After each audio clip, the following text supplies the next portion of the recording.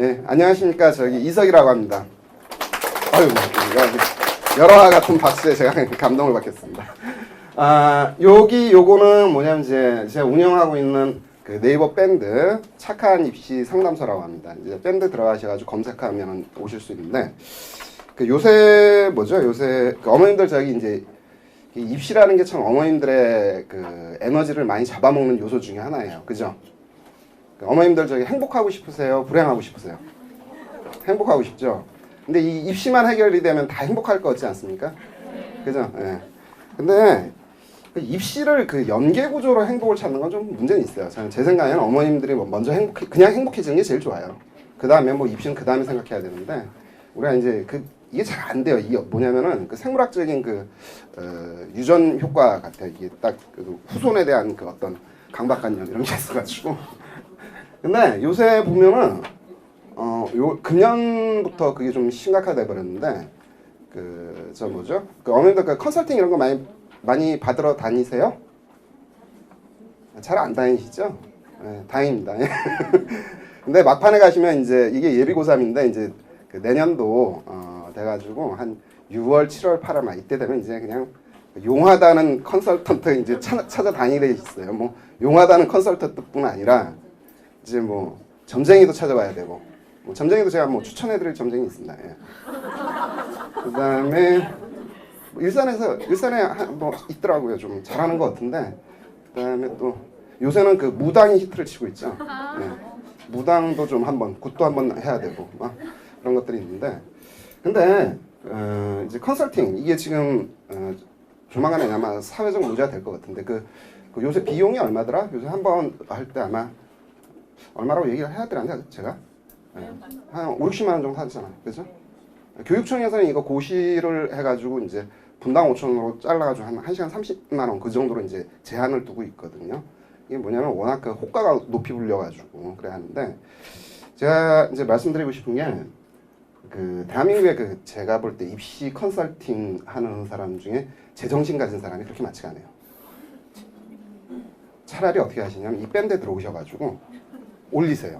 그럼 그 다음에 진짜 양질의 이 그 댓글들이 보시면 아십니다. 들어와 보시면 알아요. 양질의 댓글이 쫙 달리는데 그 내용이 진짜 거의 무료로 제공이 된다고 생각해 보세요. 이 밴드 이제 제가 작년에 만들고 작년에는 제가 이제 댓글 다느라고 정신 없었어요. 근데 금년에는 이게 자발적인 재능 기부를 통해 가지고 요새는 뭐 장난이 아닙니다. 그러니까 이제 그 올리시면은 참 뭐라 그럴까. 또 입시는 이런 게 있어요. 내가 아는 만큼 그 컨설턴트한테 이게 뒤통수 안 맞습니다. 예, 그런 것도 있거든요. 그런 게 있으니까. 그리고 컨설팅 그렇게 중요하지 않습니다. 제일 중요한 건 내가 중요한 거지. 자, 시작을 해보겠습니다. 이게 이제 2018학년도니까 바로 어머님들이 당장 부딪힌 문제예요. 어떤 상황이 오게 되냐면 지금 대입 전형에서 수시 모집 비중이 73.7%인데 그 17학년도 바로 금년까지입니다. 금년까지는 이게 4년제 대학 기준으로 69.9%거든요. 근데 내년부터는 이게 어떻게 돼버리죠? 수시가 70대로 확 올라가 버려요. 4년제 전체를 기준으로 해서. 근데 이게 우리가 이제 수시가 늘어난다 이런 측면보다도 더 크게 봐야 될 요소 중에 하나가 어떤 측면이냐면 정시가 줄어든다라고 읽으셔야 돼요. 그러니까 지금 금년까지만 해도 그냥 세칭 정시 비중을 그냥 우리가 30% 이렇게 얘기를 할 수가 있었거든요. 근데 내년부터는 30이 아니라 앞에 숫자가 뭐로 바뀌죠? 20대로 바뀌게 돼 있어요. 이러면 이게 어떻게 되냐면 사람이라는 게 심리적으로 느껴지는 바가 굉장히 달라지게 돼 있습니다. 이게 30과 20이라는 건 이게 마치 그러니까 내년에 한 24% 정도 되는 20한 6% 정도 되니까 현재 금년에 30%하고 비교하면 한 4% 차이라서 숫자상으로 그냥 이렇게 쫓아갈 만한 숫자인데 앞자가 3에서 2로 바뀌어버리면 느낌이 어떻게 되죠? 이게 그 그림 장난이 아니에요. 더군다나 여기 폭탄이 또 하나가 있습니다. 이건 그냥 넘어가고요. 어떤 폭탄이 하나 있냐면 얘거든요. 이게 그 고려대학이 내년부터 이제 정원의 85%를 수시로 선발합니다. 근데 85% 선발은 역으로 얘기하면 역시 정시가 어떻게 되는 거죠? 15%가 돼버립니다. 그러면은 이게 느낌이 이건 뭐 고려대 하나만 생각하면 2에서 1로 바뀌게 되는 거죠. 그 다음에 기존에 이제 서울대학 같은 경우는 이미 10% 후반대 8%, 9%그 정도로 선발하고 있거든요. 정시 같은 경우. 그 옛날을 좀 생각해 보면은 이 참 우리가 이제 이 대치동에서 살아가는 이유 중에 하나가 그 아까 뭐 제가 행복 이랬는데 행복보다 중요한 게 이제 좋은 대학 가려는 거잖아요. 그죠? 아니에요? 그 대치동의 그 모토가 원래 그 사교육의 혜택을 통해 가지고 이제 좋은 대학. 그 좋은 대학이라 그러면 이제 어디가 좋은 대학일까요? 구체적으로 저기 뭐 경상북도 산골에 있는 어느 대학, 뭐 저 전라남도 해변가에 있는 어느 대학, 이건 좋은 우리한테는 그 인식이 안 되죠 그런 건, 그죠? 대한민국의 대학이 한 200개 정도 되거든요. 약 200개, 196개인가 아마 이렇게 되는데 이 중에서 우리 머릿속에 들어가 있는 대학은 그 상위 몇 개 대학? 상위 15개 대학. 아이고 참 맞아요, 틀린 거 아니에요. 근데 이게 지금 우리한테 어떤 게 있냐면요, 이 문화의 어떤 변동인데 제가 이제 대치동에서 뭐 강사 생활하고 하면서 한 게 그건 뭐 이제 10년 가까이 되는데 몇 년 전만 해도 그러니까 몇 년 전이라는 게 수시 비중이 이렇게 한 60%, 50% 그때까지만 해도 우리가 대학이라 그러면 15개를 언급해 본 적이 없어요. 몇 개를 언급했을까요, 그때는? 6개, 뭐 그렇게 많아요? 겨우 3개 언급했어요, 3개. 근데 어느새 수시가 늘어나면서 드디어 우리는 이제 여기 15개까지 왔습니다. 예. 그리고 이제 특징적인 것 중에 하나가, 지금 우리 어머님들, 그 이제 어디 학원이라든가 이런 데 가서 이제 얘기해 보셔도 알겠지만, 열심히 공부해서 어느 대학 가야지, 이런 말 요새 안 하는 대학이 있어요. 하나가 완전히 사라져 버렸어요. 어느 대학일까요? 15개 대학 중에서 제일 위에 있는 어느 대학인데 서울대 사라져 버렸어요.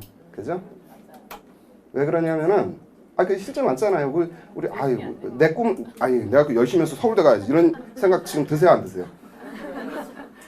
안 들잖아요. 그죠? 왜 안 들죠? 내신이 안 돼서. 그 서울대학 같은 경우는 이제 모집 방식이 이제 지역균형 선발 전형하고 일반 전형, 수시는 이렇게 있고 이제 정시에서는 수능 전형이 되는데 정시 자체가 굉장히 쪼그라든 게 하나가 있고 그다음에 수시에서 이제 지역균형 선발 전형이라는 게 그 뭐로 변별을 하는 거냐면 이제 내신으로 변별을 하는 거거든요. 그리고 동시에 이게 학교에 추천을 받아야 돼요. 그죠? 그것도 한 고등학교당 몇 명? 2명. 대치동 인근의 고등학교 모두 몇 개는 17개인가요? 그럼 그 대상자가 모두 34명밖에 안 돼요. 그럼 이 직윤 때문에 어떻게 되냐면 일단 서울대가 이제 사라지는 거고, 그래도 서울대 수시로 가는 방법 하나 있잖아요. 일반. 그거 하면 되는 건데 그것도 안 될 것 같아요? 안 되신다면 어쩔 수 없지 그것도. 남는 건 뭐냐면 이제 수능인데 수능으로 이제 서울대를 뚫으려 그러니 이게 지금 내년 서울대는 저기 수시 정시 정원이 지금 19%인가 그렇게 돼 있어요. 내년. 나름 고려대보단 커요. 예. 고려대보단 굉장히 문이 넓은 편이에요. 그러니까 수능으로 서울대를 뚫고 가자 막 이런 식의. 근데 그게 뭔가 수능으로 서울대를 뚫자 설득력이 있어 보여요, 없어 보여요? 없어요? 굉장히 합리적이시네. 왜냐면 이제는 수능이 하도 쉬워가지고 어떻게 돼버렸죠? 만점 못 맞으면 그게 바보가 돼버렸어요. 그죠? 좀 제가 격하게 말한 거예요. 만점은 대단한 겁니다. 거기서 이제 몇 개 틀리느냐, 요거 개수를 따져야 되는데 이게 사람의 인력으로 되는 게 아니죠.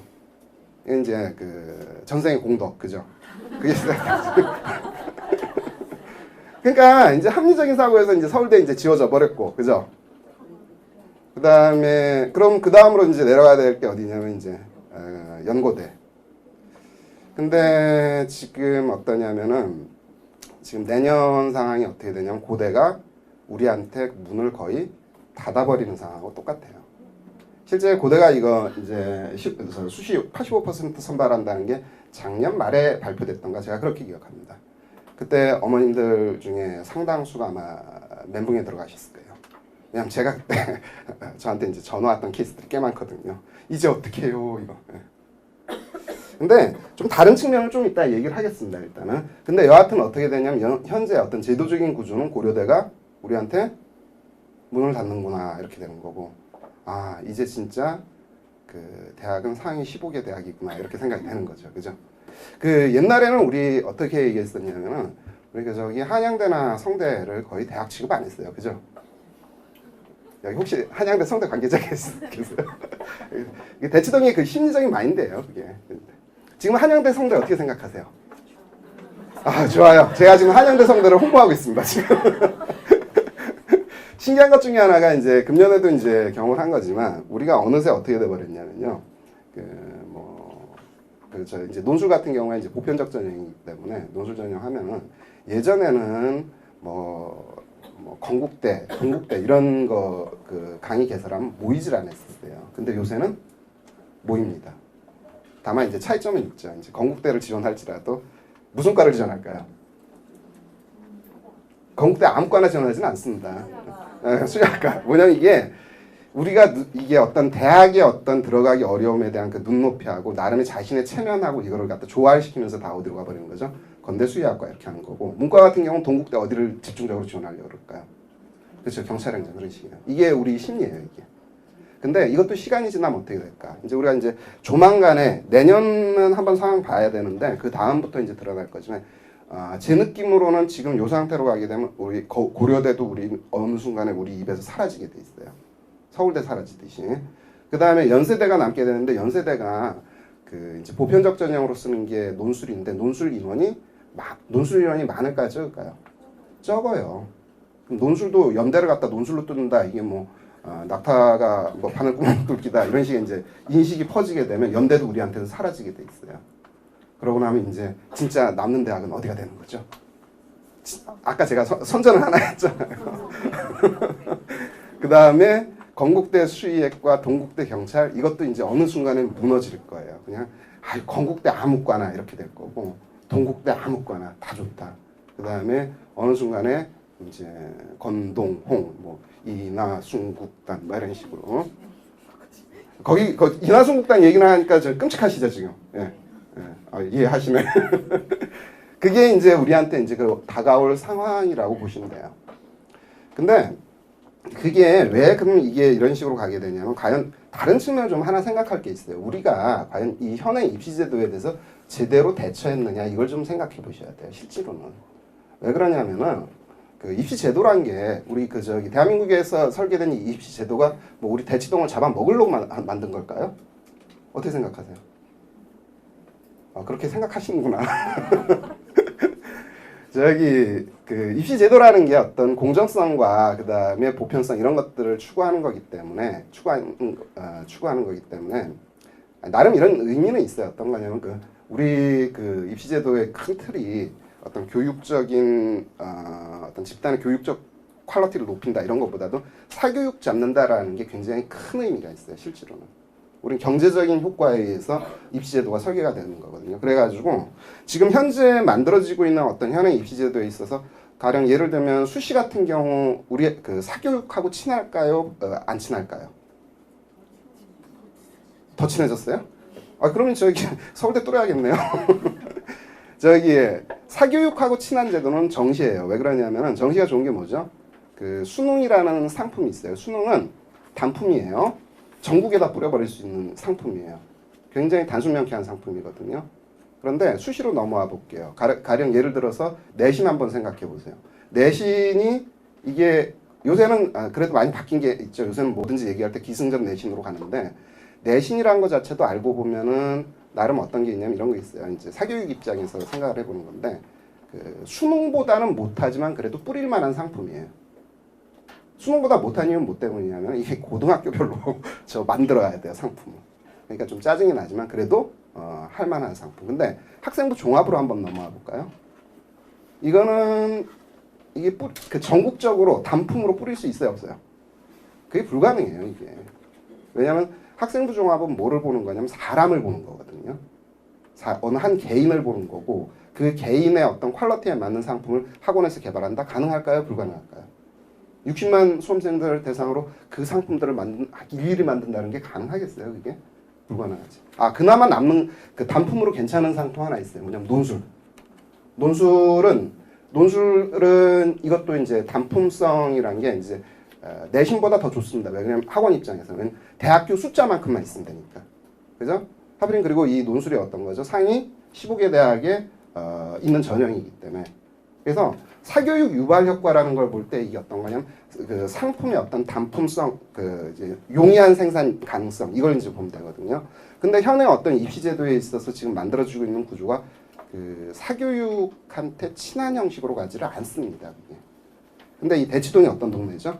굉장히 세계적으로 알려져 있죠. 사교육의 그 메카 이렇게 돼 있으니까 이쪽 입장에선 굉장히 뭐라고 생각하시면 되냐면 이게 참 반가우세요? 안 반가우세요? 안 반갑죠? 그죠? 솔직하게 얘기하시면 돼요. 그런 거. 네. 자, 이제 고려대 거니까 넘어가고 일단 그 요걸 잠깐만 얘기할게요.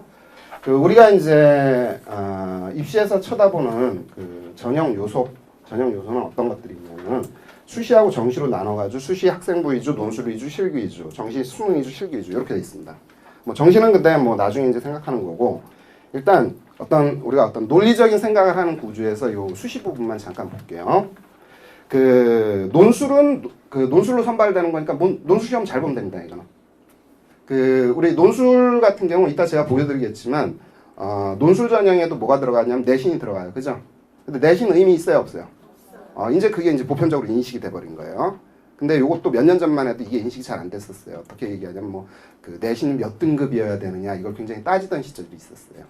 그리고 심지어 그 야전 그러니까 현장 데스크에서 뭐 상담을 할 때 어머님 내신이 5등급인데 무슨 뭐 논술이에요 뭐 이런 식의 얘기를 하면 일단 엄마가 이제 기가 죽어버리는 그런 일들이 벌어졌는데 요새는 거의 안 그렇습니다. 5등급일지라도 논술 지원할 땐 과감하죠. 그죠? 자신 있죠. 네. 네, 그렇잖아요. 그러니까 그 전형 요소를 보는 방법 중에 하나가 어떤 거냐면은 앞에 쓰여져 있는 이 전형의 제목에 그 주된 요소가 절대적 가치를 가진다 이렇게 보시면 돼요. 그럼 논술은 뭐가 되는 거죠? 논술이 절대적 가치. 자, 그럼 학생부 교과는 학생부 교과가 절대적 가치를 가져요. 내신이라고 일컬어지는 거 있잖아요. 그게 절대적 가치를 가지고 있고 따라서 이런 전형들에 있어서는 어떻게 되냐면 다른 그 이제 전형 요소로서 반영을 할 때 뭐 학생부 교과라 그래서 교과 만반영 이렇게는 안 하거든요. 비교과도 반영될 때가 있거든요. 그럼 어떤 구조가 돼야 되냐면은 교과가 절대적 요소이기 때문에 비교과가 이 어떤 서열을 뒤집으려면은 극단적 예외가 돼야 돼요. 그런 상황이 되는 거고. 그 다음에 근데 제일 어려운 게 어떤 거냐면 학생부 종합이에요. 종합은 어떻게 구성이 되어 있냐면 교과 비교과가 다 반영이 되는 구조예요. 근데 이 말은 그럼 교과도 중요해, 비교과도 중요해 라고 우리가 보통 인식을 하고 있어요. 그죠? 특히 학생부 종합과 관련돼서는 어떤 얘기들을 많이 하냐면 이런 얘기를 많이 하죠. 뭐 학생부 종합도 요새 이제 얘기되는 게 그 내신으로 변별해야 된다 이런 얘기 많이 되고 있죠. 그러니까 이제 학원 상담 가보시면 뭐 아까 제가 말씀드렸듯이 그냥 기승전 내신 이렇게 이제 가는 거거든요. 근데 그 합리적으로 잠깐 생각을 해보세요. 어떤 거냐면은 학생부 위주 전형이 학생부 교과 종합으로 구분이 돼 있어요. 자, 학생부 교과에서는 교과가 절대적 가치죠. 그럼 학생부 종합에서는 교과가 절대적 가치가 될까요, 안 될까요? 안 되는 거예요. 그러니까 학생부 종합도 내신으로 변별된다. 이런 올바른 관점이 아닌 거예요.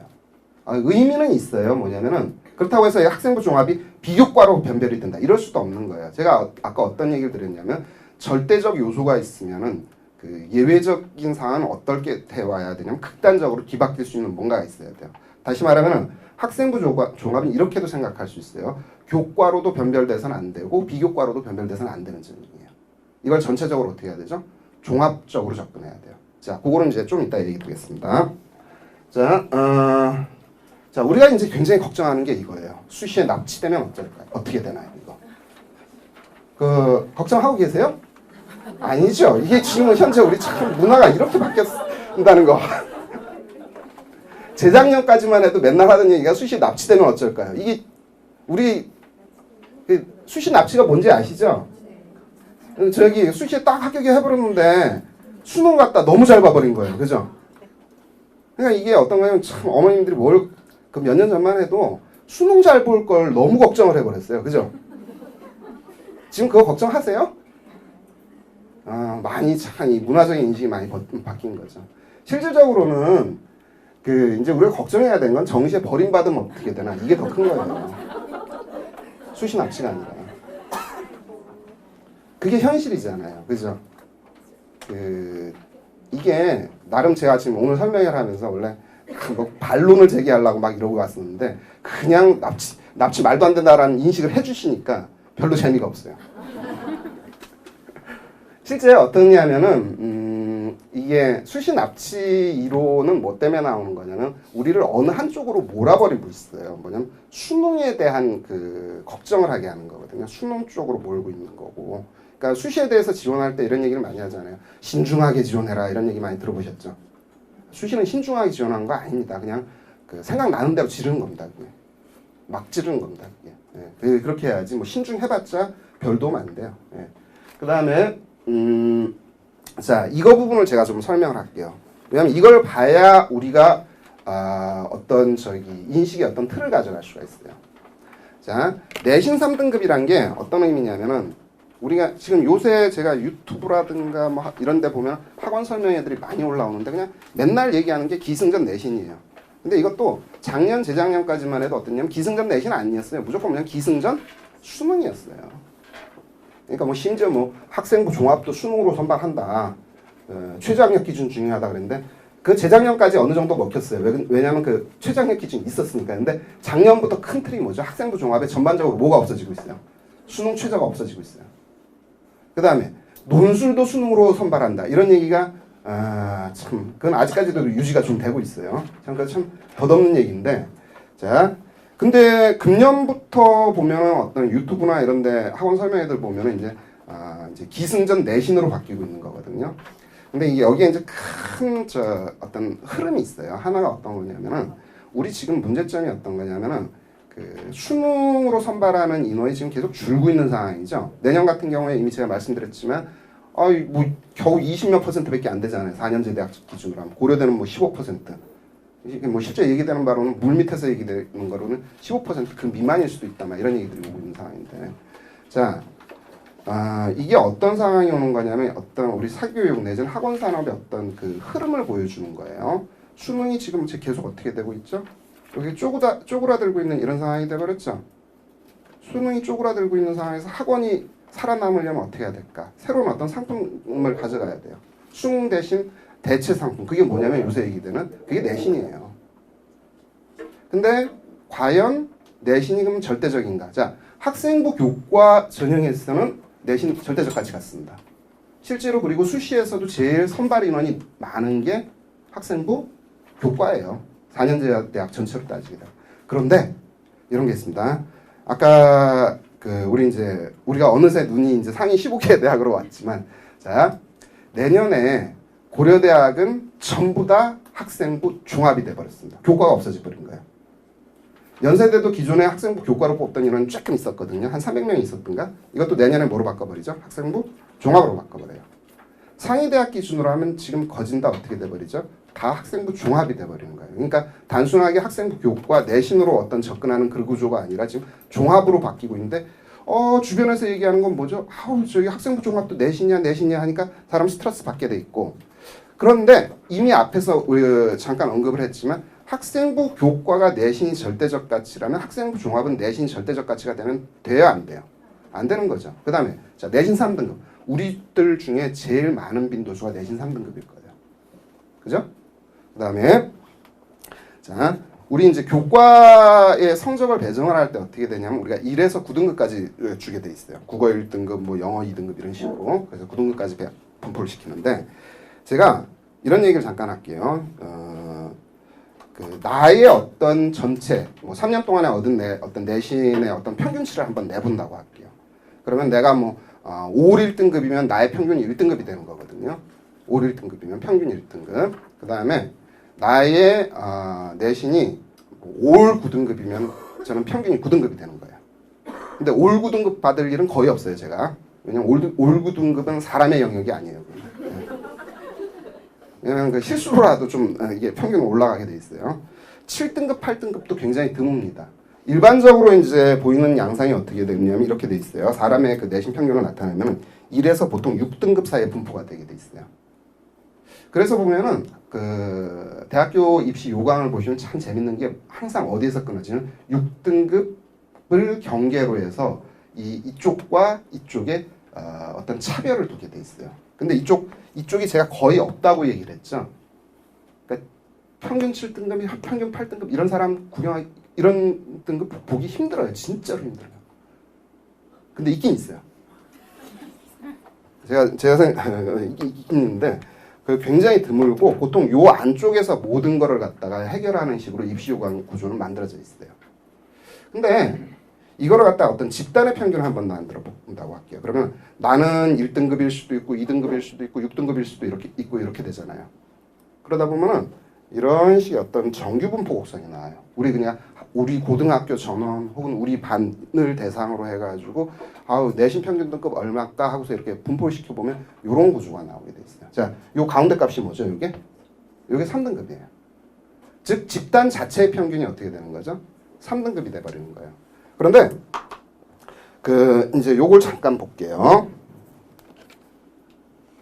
자, 이게 뭐냐면은 고려 2016학년도니까 작년도 현재 공개되어 있는 자료예요. 고려대학교 학교장 추천 전형의 결과에 해당이 돼요. 합격자 평균 등급. 요새는 대학교에서 뭘 많이 하냐면은 이런 거 자료를 많이 공개를 해줘요. 해주다 보면 이런 게 나오는데 학교장 추천 전형은 내용 구조가 어떻게 되어 있냐면 교과 내신으로 선발하는 구조예요. 그게 이제 제일 절대적 가치를 가져요. 그러면 당연히 여기 합격한 애들은 내신 평균 등급이 어떻게 되었죠? 그건 1등급에 육박하겠죠? 고려되니까. 그죠? 인문계 같은 경우 전체 1.2, 자연계 1.3 이렇게 구조가 돼 있어요. 여기 이제 고려대. 근데 우리가 이제 대학을 가려면 내신이 중요하다 그럴 때 그것도 이제 대학마다 달라요. 값이. 고려대나 이런 데는 어떻게 되겠어요? 1등급 수련값이 나와야 되고 저기 어디에요? 저기 강원대라든가 충북대라든가 이런 데 있잖아요. 거기는 그냥 내신 4등급이어도 갈 수 있어요. 그러니까 무조건 교과가 중요하다. 이 논리는 맞지 않아요. 그러니까 내가 만약에 강원대나 이런 데를 가고자 한다. 그러면 뭐 1등급 육박하는 내신이어야 할 필요는 없다. 이렇게 생각하시면 돼요. 순차적으로 분포가 되는 거니까. 자, 그 다음에 자, 요건 뭐냐면 고려대학교 논술 전형이에요. 논술 전형의 합격자 내신 평균인데 논술은 절대적 가치를 누가 가지고 가는 거냐면은 논술이 가져가는 거죠. 내신이 변별력을 발휘하면 돼요, 안 돼요? 안 되죠. 자, 그런데 일단 고려대에서 공개한 합격자 내신 평균은 인문 2.6, 자연은 2.9예요. 단위별로는 이렇게 이제 분포가 되어 있는 건데, 근데 갑자기 여기 딱 숫자가 2.6이나 2.9라는 숫자가 뭐에 가까운 숫자일까요? 아까 얘기한 3에 가까운 숫자예요. 무슨 말이냐면 내신이 의미를 가졌다, 못 가졌다. 자, 우리 전체 집단 평균적 내신, 집단 자체 평균 내신이 어떻게 되죠? 3근방값이 나오게 돼 있어요. 그러니까 합격자가 2.6, 2.9라 그러면 동시에 불합격자도 뭐가 되는 거죠? 2.6, 2.9가 되는 거예요. 다시 말하면 내신은 별 의미가 없었고 여기서 뭐가 핵심 포인트다? 논술이 포인트다. 이렇게 잡으시면 돼요. 여기 그 다음에 이런 건 이제 넘어갈게요. 기술적인 요소들은 큰 문제는 없으니까. 자, 여기 이제 고려대학교 융합인재 전형인데 여기 학생부 종합이에요. 합격자 내신 평균 등급이 어떻게 나왔죠? 2.7, 2.3. 자연계가 좀 2.3 전체로는 높은데 단위별로는 이렇게 분포가 되어 있네. 자, 인문계는 이런 식으로. 인문계 같은 경우 모집 단위별로 어디까지 분포가 되냐면 4.3까지 분포가 되버렸네요. 그 다음에 자연계 같은 경우 2.9. 1.2는 이거 제 생각에 아마 의대 아닐까 이런 생각이 들긴 들어요. 이게. 예? 근데 전체적으로는 2.7. 자연계가 2.3이라서 좀 3에서 좀 멀리 떨어진 값이긴 하지만 그래도 어떻게 돼버리죠? 상근방감 나온 거죠. 자, 학생부 종합에서 내신 숫자가 의미가 있다 없다. 내신 숫자가 의미가 있다 없다. 없다가 돼버리는 거예요. 이거 보여드리려고 그러는 거거든요. 그러면은 학생부 종합을 대비하기 위해서 내신은 포기해도 되네요. 라고 하시면 안 되고 내신 자체가 숫자로서는 의미가 없는데 해석을 할 때는 의미를 갖게 돼 있어요. 어떤 건 하나의 사례를 얘기 드리면 이런 거예요. 아까 학생부 종합에서도 반영되는 요소가 교과, 비교과 이렇게 돼 있잖아요. 이때 교과라는 것은 비교과로서의 교과예요. 비교과로서의 교과라는 게 어떤 의미냐면 자, 내가 국어가 2등급, 영어가 1등급이에요. 그러면은 나는 국어보다 영어를 잘한다는 의미로서의 비교과가 돼버리는 거예요. 이게. 그 다음에 내가 국어 지금 1학년 1학기 때 뭐 3등급, 2학기 때 2등급, 그 다음에 뭐 2학년 1학기 때 1등급 이러면 어떻게 되는 거죠? 내가 성적이 상승되는 의미로서의 비교과가 돼버리는 거예요. 그러니까 학생부 종합 자체에서는 숫자로서 이게 이렇게 들어가는 게 아니라 해석된 요소로서 가만히 된다. 자, 그러면은 자 생각해 봅시다. 해볼게요. 어떤 거냐면은 아이씨 수시를 대비하려면은 무기로 쓸 수 있는 게 일단 학생부 교과 내신을 생각해 봤는데 어차피 우리 그 대치동 내신이야 뭐 그렇잖아요. 그죠? 그리고 뭐 강원대, 충북대 생각 있으세요? 아, 왜? 참, 현실을 생각하셔야 되는데 진짜 생각이 없으시죠? 근데 내신으로 뭐 어느 학생부 교과 전형으로 뭘 뚫으려 그러니까 앞은 안 보이고 그죠? 그러니까 지금 당장 눈앞에 급한 게 여기 오신 이유가 뭐 때문에 제가 알거든요. 논술 때문에 오셨잖아요. 그죠? 나 내신 안 되니까 논술로 뚫어야지 하면서 오신 건데 제가 지금 뭐를 입증했냐면 논술 아니라도 길이 있을 것 같지 않으세요? 학생부 종합 관심 없으세요? 관심 있으세요? 그럼 다행이고요. 자, 요거는 이제 경희대학에서 보여준 건데 그 자료인데 여기 이제 합격자 학생부 등급 분포도예요, 이게. 그러면은 이게 이제 합격자 평균이 뭐 식품영양학과 2.2고 뭐 2.25, 수학과 2.25 뭐 이렇게 블라블라 돼 있어요. 의예과는 1.33 이렇게 되는데 그 합격자 분포가 굉장히 광범위하게 퍼져 있죠. 요거 학생부 종합이에요, 요게. 근데 요거는 제가 이제 논술 거를 안 가져왔는데 논술도 이거랑 흐름이 비슷해요. 그러게 되겠죠. 왜냐면 내신 자체가 본질이 아니니까 이건 퍼짐의 분포는 이렇게 나오게 돼 있어요. 이건 저기 뭐냐면 대학교 홈페이지 들어가면 다 있으니까 요거 한번 찾아보시면 되고. 자, 이제 무엇을 잘해야 하는가 부분 좀 잠깐 생각할게요. 이제 뭐 내년에 당장 닥치신 건데 학생부 교과 위주라 그러면 교과 내신을 잘하는 게 중요한 건 맞습니다. 그죠? 가령 뭐라 그럴까 고려대 가려면 1등급 육박하는 그런 거 만들어야 되죠. 그죠? 그다음에 동국대 정도는 한 1점 중반? 후반? 그 사이 이제 분포하면 되는 거인데 강원대 이런 데는 제가 자꾸 강원대가 참 미안하긴 한데 4등급이어도 됩니다. 논술은 논술 잘하셔야 돼요. 논술은 논술 승부가 나는 겁니다. 자, 문제가 뭐냐면 학생부 종합이면 이건 뭐를 해야 되는가? 이게 깝깝하죠? 무엇을 해야 되는지. 자, 근데 지금 2학년 이제 말까지 왔는데 뭐 저기 학생부 종합과 관련된 거 뭐 하고 있는 거 있으세요? 봉사활동 또? 동아리 또? 독서 예. 다 하고 계시죠? 반응이 좀 묘하시네. 자, 자, 이게 이제, 이건 좀 넘어갈게요, 이거는. 이제 어차피 2학년 대상으로 하는 건데, 저기, 예비고사인데.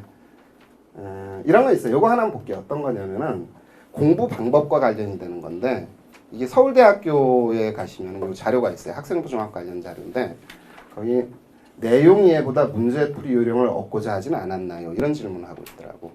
뭐를 하라는 얘기냐면, 내용 이해를 열심히 해라 하는 부분이에요. 오지선다 이런 데 익숙해지지 말아라 하는 게 그 학생부 종합의 취지라고 보시면 돼요. 자, 넘어갑니다. 이것도.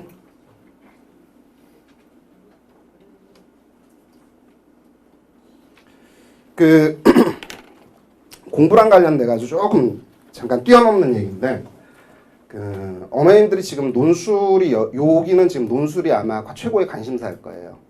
근데 지금 여기 이제 요거는 누구냐면은 서울대학교 일반 전형 면접 시험 본 친구의 인터뷰예요. 뭐라고 돼 있냐면은 생물과 화학을 복습하는 정도로 했는데 시험을 보고 나니까 두 과목을 결합한 느낌이 들더라. 이렇게 이제 얘기를 하고 있어요.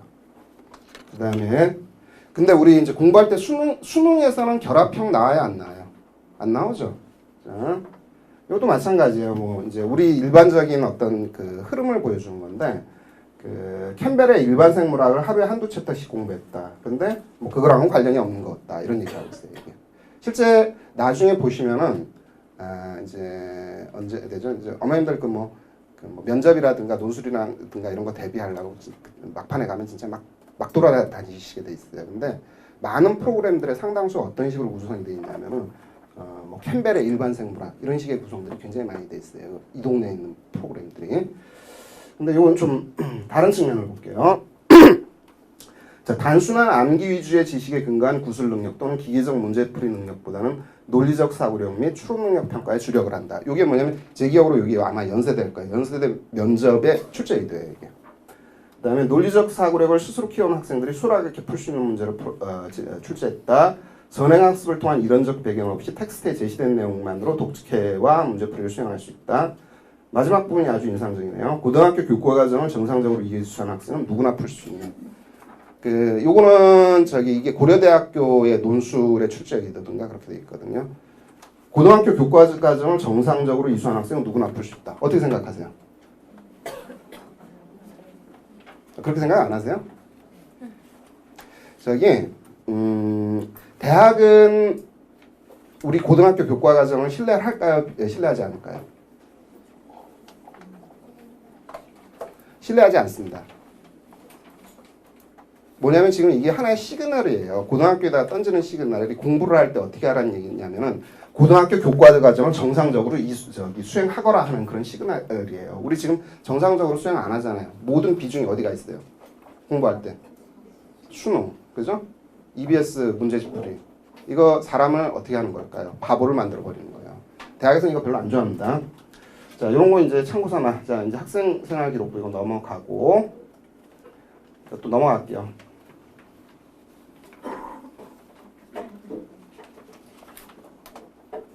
자, 이제 우리가 이제 선택할 길에 대해서 한번 잠깐 생각을 해보겠습니다. 이게 그래도 예비 고3이시니까 좀 전투적으로 덤벼들어야 되는데 수시하고 정시의 가장 큰 차이점이 어떤 거냐면은 이겁니다. 정시는 나의 결과 지표를 가지고 지원을 할 수가 있어요. 어떤 거냐면 수능 성적표라는 게 나한테 있기 때문에 그거에 기준 맞춰서 지원하게 돼 있거든요. 근데 수시는 학생부 교과는 그렇게 할 수가 있어요. 정시처럼. 왜냐면 수능 내신 성적 그 평균치 가지고 하면 되거든요. 계산해서 뽑으면 되는 거니까. 근데 학생부 종합이나 논술이나 그게 가능할까요? 불가능할까요? 알고서 지원하는 거. 그러니까 시험 결과를 가지고서 지원하는 거. 그거 불가능해요. 왜냐하면 시험을 아직 안 봤기 때문에. 근데 수시하고 정시는 그 차이점 때문에 이런 일이 벌어지게 돼 있어요.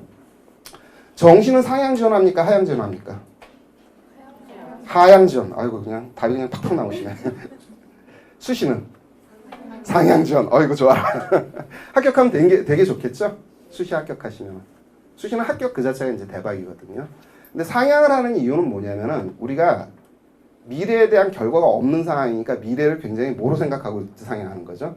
긍정, 부정? 긍정하고 그냥 지원을 하는 거예요. 그리고 실제 그 과정에서 어떻게 되냐면 합격하기도 하고 불합격하기도 하는 거예요.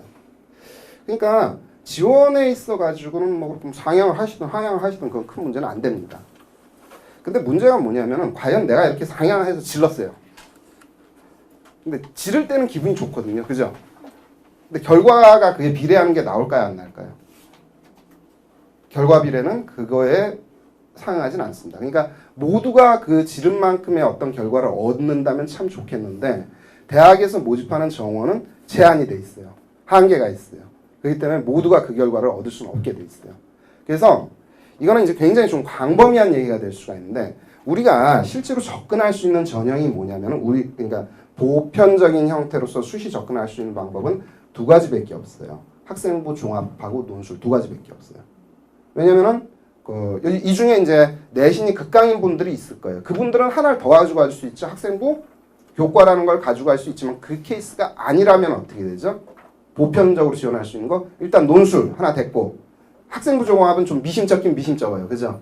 학생부 열심히 만들어놨는데 이게 과연 나를 돌파시켜줄지 여부가 아직 불분명해요. 그러나 보편적 지원 범위에는 어떻게 되죠? 학생부 종합도 들어가게 되어 있어요. 그 둘을 갖다가 내가 이제 6개의 카드를 갖다 던질 때 써먹는 거예요. 그 중에서 이제 이게 이제 다 같은 의미로 들어가는데 제가 이제 인상이라는 의미를 쓴 건 어떤 거냐면 이런 거예요. 자, 수시는 결과가 없는 시험이에요. 결과가 없이 지원을 하게 돼 있어요. 그렇기 때문에 어떻게 해야 되냐면 실질적으로 결과가 없기 때문에 그냥 막 지원하는데 그런 거 말고 좀 차분히 생각하면서 뭐를 갖다 판단해봐야 되냐면은 내가 누구인가 이걸 먼저 생각해 보셔야 돼요. 나는 누구인가. 갑자기 이제 추상적인 얘기가 퍽 튀어나오니까 좀 이상하죠. 그죠? 근데 이게 굉장히 중요한 의미를 가지고 있습니다. 즉, 자, 아까 얘기한 대로 내가 강한 내신인가? 강한 내신 아니면 어떻게 돼버리죠? 학생부 교과, 뭐 상위대학 학생부 교과는 포기하게 돼 있어요. 그럼 남는 거 아까 얘기한 대로 학생부 종합하고 논술 구조로 가게 돼 있는 거고. 그 다음에 이제 특이성 부분은 뭐냐면 이거예요. 어떤 지원을 할 때 있어서 순차적으로 이제 판단을 하셔야 돼요. 자, 이제 소거하는 과정에 학생부 교과 지금 하나 사라졌죠. 그럼 두 번째로 판단하는 게 뭐냐면 내가 학생부 종합을 할 거냐 말 거냐 이거예요. 그때 판단 요소가 뭐냐면 이 특이성이에요. 특이성이란 건 어떤 거냐면은 나의 어떤 특징이 학생부에 보이는가 이걸 어머님들이 찾아보셔야 돼요. 어려우시면 이제 저희 밴드에 올리시면 되고 그럼 이제 되는데 이 특이성 부분이 어떻게 되냐면은 이렇게 생각하시면 돼요. 내가 모든 것을 다 잘한다. 이걸 요하는 요소는 아닙니다. 이거는. 무엇인가 하나의 어떤 강점이 있으면 돼요. 그것은 여러 가지 요소로서 얘기를 할 수 있는데 그걸 보통 요새 이렇게 얘기하죠. 전공적 적합성이라고 얘기를 많이 하죠.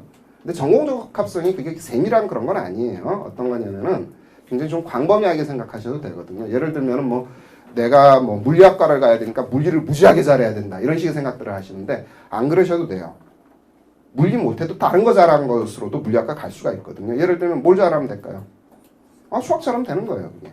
그러니까 광범위하게 생각하면서 어떤 교과목 부분에서의 나의 특이성 찾아보는 게 하나 이게 있고 그 다음에 우리가 많이 얘기하는 게 어떤 거냐면 수상실적이라든가 혹은 동아리 활동의 개수에 대해서 많이 얘기를 해요. 그죠?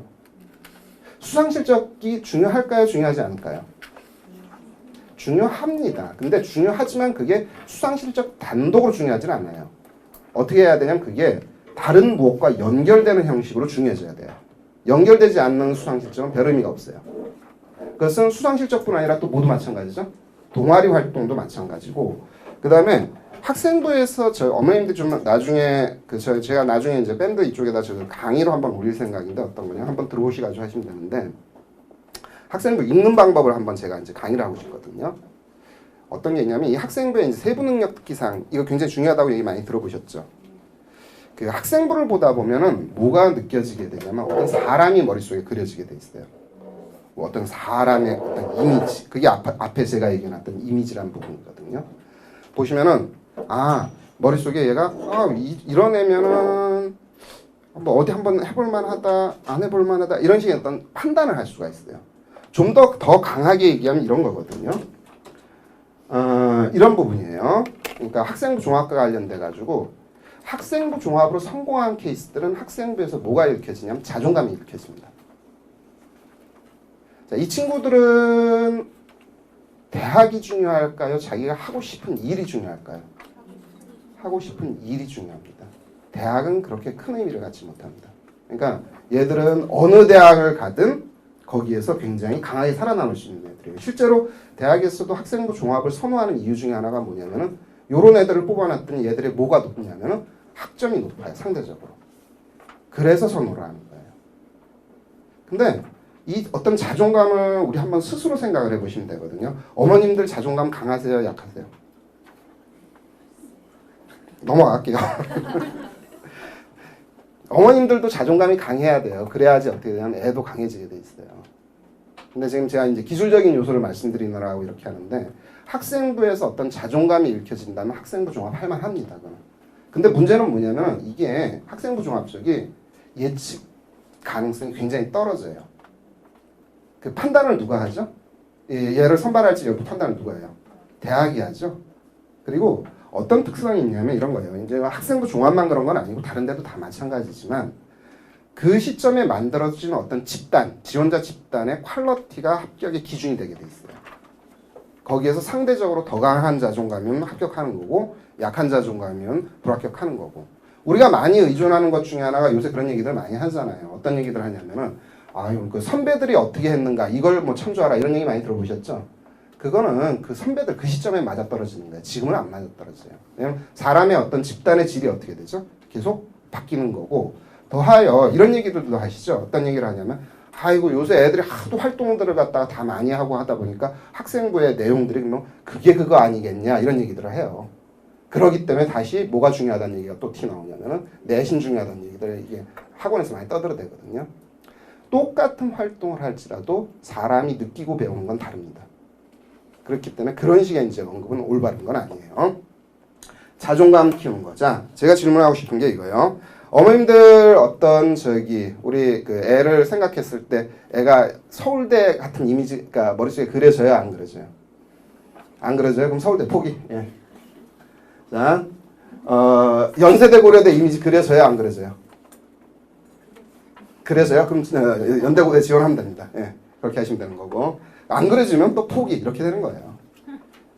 이게 어떤 특성이 있냐면은 이거는 제가 언젠가 한번 만들어 보고 싶은 내용 중에 하나인데 이쪽 영역하고 이게 실제로 어떤 수능으로 선발하는 정시나 이쪽 영역하고도 제가 얼추 맞아 떨어지는 것 같아요. 무슨 의미냐면은 수능은 이제 단순하게 어떤 숫자 가지고 애들을 선발하는 구조잖아요. 근데 실제 합격한 케이스들을 보면은 걔들 수능으로 합격했다 할지라도 이미지는 어떤 게 나타나는 게 있냐면 서울대 이미지 이런 게 보여요, 실제로는. 그 굉장히 좀 강렬한 그런 케이스들이 있거든요, 이게. 그래서 이제 근데 그러니까 서울대 같은 경우는 어떤 느낌이 많이 드냐면은 애들 하면서 느끼는 건데 그 성숙한 어른 같은 이미지들이 잡혀요. 그 혹은 똑똑함의 정도가 그냥 아주 하늘을 찔러버리는 케이스다. 이런 경우들이거든요. 이번에도 해보면서 하여튼 그런 느낌이 와요. 연고대는 이렇게 성숙 쪽은 아니에요. 성숙은 아니고 좀 뭐라 그래야 되냐면은 그 똑똑한, 상당히 똑똑한 연고대 같은 경우 그런 이미지. 근데 이제 본인을 한번 생각해 보세요. 그러니까 본인이라기보다 애를 생각해 보세요. 그런 이미지가 머릿속에 그려지는가 이런 거. 그다음에 요쪽은 이건 넘어가고요. 그 이제 학생부 종합에 대한 어떤 전체적인 정리인데 그 요소, 반영되는 요소가 다양하기 때문에 불투명할 수밖에 없어요. 투명하게 이게 일률적으로 눈에 안 들어옵니다. 그 다음에 앞에서 얘기했던 거 롤모델 해결 방안 안 있고 자존감, 그 다음에 소신 생긴다, 뭐 막연한 얘기를 했는데 자 넘어갈게요. 자 이제 다른 얘기를 하겠습니다. 그 수시에 접근하는 하나의 방법인데 제가 이제 우리 이 자료집에도 다 있을 거예요. 이게 자료집에 있는 것 중에 하나일 건데 그래서 정시하고 수시의 가장 큰 차이점. 그 수시는 뭐를 하셔야 되냐면 정시는 뭐냐면 아직 결과가 안 나왔으니까 계속 뭐를 하는 거죠? 막 쌓아가는 과정이에요. 점수를 만들어가는 과정. 근데 수시는 뭐냐면 그 이전에 시작이 되죠. 현실하고 타협을 하셔야 됩니다. 근데 현실과의 타협이라는 게 어떤 거냐면은 아까 이제 제가 얘기할 때는 뭐 이미지를 그려봐라, 뭘 해봐라 이렇게 얘기했지만 실제로 그게 쉬울까요, 어려울까요? 어렵죠. 그래서 아주 기술적인 얘기를 하는 거예요. 현실과의 타협이 언제 시작이 되게 되냐면 6월 평가원 모의고사 때 시작이 되게 됐습니다. 한숨부터 쉬시네 진짜. 6평 때부터 현실과의 타협이 시작이 되는 겁니다. 그럼 그냥 무조건 그냥 수능 때까지 뭐 열심히 하자 이렇게 주변에서 얘기를 많이 하는데 열심히가 실제로 답을 주지는 않아요. 해보시면 아시지만. 그래서 그 6평 더군다나 이제 내년에 수능은 굉장히 변동성이 큽니다. 뭐 하나가 계산한 제도가 돼버렸죠. 영어 뭐가 돼버렸어요. 절대평가 돼버렸고. 그러니까 요새 이제 얘기되는 게 영어가 절대평가되니까 뭐 국어하고 뭐 수학이 어려워질 것이다 그러는데 어려워질까요, 안 어려워질까요? 안 어려워집니다. 왜냐하면 이게 지금 일부러 쉽게 하려고 그렇게 만드는 구조에서 국어 어려워진다, 뭐 국어가 변별력이 키다, 뭐 수학이 변별력이 키다 이런 건 무슨 얘기고 어려워졌다면 큰일 나게 돼 있어요. 예. 안 어려워지고. 그럼 6평을 시험을 보고 나면 이때 어떤 상황이 되는 거냐면은 내가 이제 그 수능 때까지 달려야 되느냐 말아야 되느냐 이 고민을 좀 하셔야 돼요. 좀 더 세게 얘기 드리면은 제 생각은 이래요. 수능은 이미 생명력을 잃은 시험이라는 느낌이 굉장히 강하게 들고 있어요. 수능은 언제 하는 거냐면 제 생각에는 재수 때 하는 겁니다.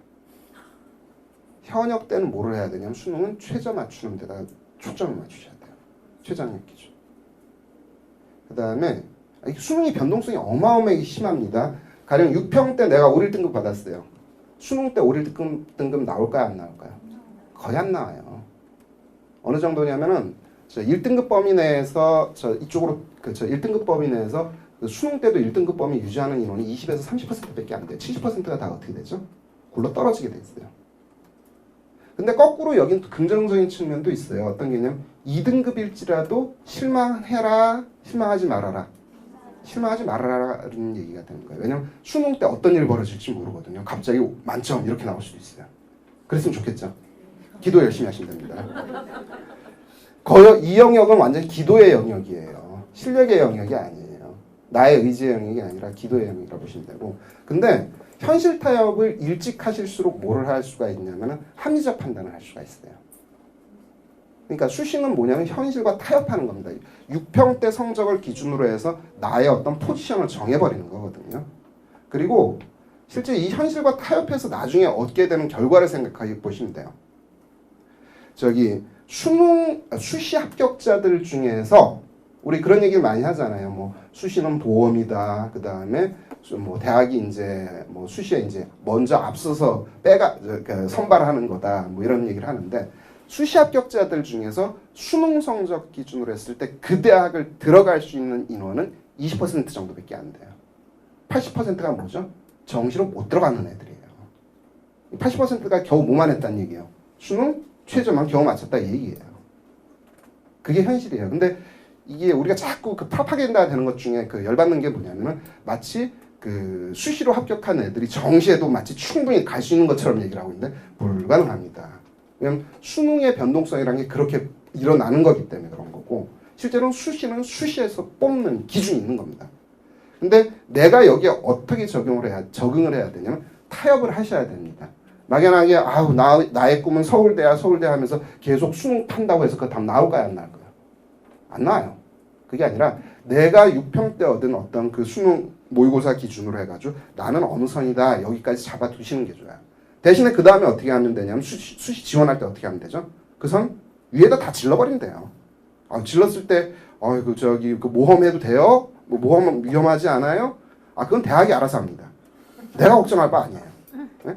그러니까 그게 이제 수시 지원 방식이고 이제 타협하는 거 그다음에 수시는 어차피 예측 가능성 떨어집니다. 정시보다 떨어지는데 정시도 떨어지긴 마찬가지예요. 알고 보면 우리가 배치표라든가 이런 걸 가지고 정시 지원을 막 하고 하는데 이 변동성이 어떻게 생기냐면 사람은 어떤 그 경향이 있냐면요. 이 게임을 하는 그런 경향이 좀 있어요.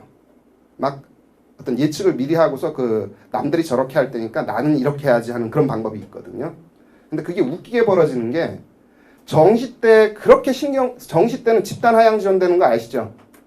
전부 다 뭐 하냐면 합격해야 된다는 그 강박관념 때문에 집단적으로 하향을 하는데 나만 하향했어야 되는데 집단이 해버리기 때문에 어떻게 되죠? 변동이 일어나게 돼 있어요. 그게. 되려 정시 때는 그 스나이핑이라고 해가지고 상향하는 게 나을 때도 있어요. 가끔은. 그게 더 대박이 될 수도 있는 거고 수시 때는 집단 상향하게 돼 있어요. 근데 상향하실 때 그럼 뭐 적절한 선에 맞추어서 상향한다? 그런 거 필요 없습니다. 그냥 지를 수 있으면 6개를 다 채워가지고 위에다 다 때려버리면 됩니다. 그게. 단 적정선은 하나는 가지고 있어야죠. 한두 개 정도. 그리고 이거를 했을 때 내가 합격할 것이냐의 그 여부는 근데 그거는 알 수는 없어요. 상향을 하든 수시는 상향을 하든 하향을 하든 합격 여부를 내가 알 수가 없어요. 즉 뭐 논술이라든가 이런 걸 할 때도 뭐 내가 안정 지원해야지 하면서 하향 턱하니 해놨는데 논술 시험 못 보면 어떻게 되죠? 떨어져요. 그거는. 네? 그러니까 그 수시의 특징이 예측 가능성이 떨어진다는 사실을 그거를 갖다 받아들이셔야 돼요. 그러면서 지원을 하는 겁니다. 그리고 이 학생부 교과로 완충을 시킨다 이거는 어떤 그 수단 중에 하나예요. 그러니까 내가 그 내신으로 쓸만한 데가 있으면 한번 써본다 이런 거고, 근데 이거 보조적인 거예요. 뭐냐, 내가 학생부 교과로 쓸 수 있는 대학이 합격의 어떤 마지노선으로서 만들어 놓은 게 내 눈에 안 맞으면 어떻게 돼요? 그럼 안 쓴다는 거예요. 그럼 되는 거고. 그다음에 그 수능 최저학력 기준 충족 가능성을 우선적으로 보셔야 돼요. 그러니까 6평 때 보셔야 될 게 어떤 거냐면은 그 모의고사 본 다음에 내가 그 해당 대학의 수능 최저를 완수할 수 있는가, 요거를 갖다 중심으로 보시면 돼요. 그러면서 그러니까 전체 성적보다는 어떤 가능성 이걸 보고 할 수 있으면 적극적으로 지원하시는 게 좋습니다. 그 다음에 정시 가능성 고려. 이것도 이제 뭐냐면 그 실제로는 요거랑 같이 맥락이 되는 거예요. 정시 가능성은 전체 모의고사 성적을 갖다 합산해서 생각하는 건데, 그거 외에는 이제 마지막 부분은 어떻게 되는 거냐면 이게 뭐냐면 이제 어떤 가이드라인을 갖다 정하는 거예요. 그래서 내가 지원할 만한 어떤 라인 정해놓고 나머지는 어떻게 되는 거죠? 딱 정해졌으면 그 위는 다 어떻게 하는 거죠? 그 상향 지원을 하는 거고 하실 때 이게 참 지금 얘기 드리면 아마 좀 감이 잘 안 오실 거예요. 그 나중에 이제 내년 되면 또 그때 되면 이제 감이 잘 오실 것 같은데 자 나한테 뭐가 있어야 되냐면은 무기가 있어야 돼요. 그 무기가 없는 상황에서 지원하는 건 뭐죠? 그냥 원섭이 날리는 거예요. 그 무기가 될 수 있는 게 뭐냐면은 바로 두 가지가 있습니다. 논술하고 학생부 종합입니다. 근데 논술은 시험 보는 거기 때문에 편하죠. 가서 그냥 시험 보면 되겠다 이렇게 생각이 돼요. 준비하시면 되는 거고. 근데 논술 말고 학생부 종합은 감이 오세요, 안 오세요?